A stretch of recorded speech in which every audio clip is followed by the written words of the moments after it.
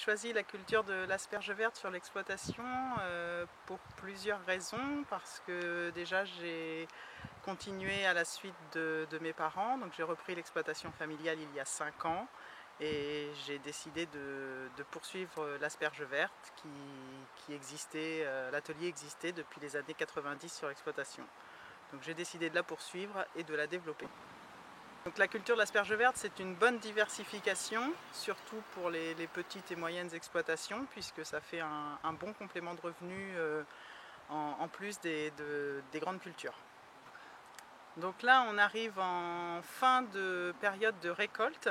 Donc on a terminé ce matin la récolte d'asperges. Et donc maintenant, les interventions suivantes, on va broyer toute la parcelle à la tondeuse ou au broyeur pour faire une coupe à blanc, pour pouvoir ensuite pouvoir désherber avant la période de végétation qui va durer toute la période estivale.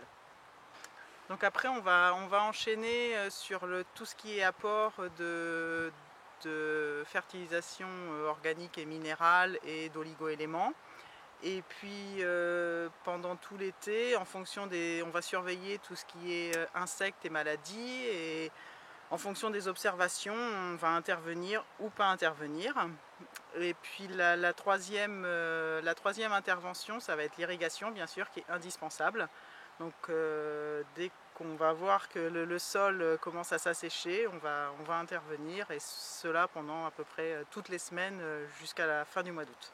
Alors pour juger l'assèchement du sol, en fait, j'ai des sondes de tensiométrique au milieu de la parcelle, et je surveille tous les jours l'humidité, on va dire, du sol en profondeur, et selon les courbes qui s'affichent, on intervient ou pas.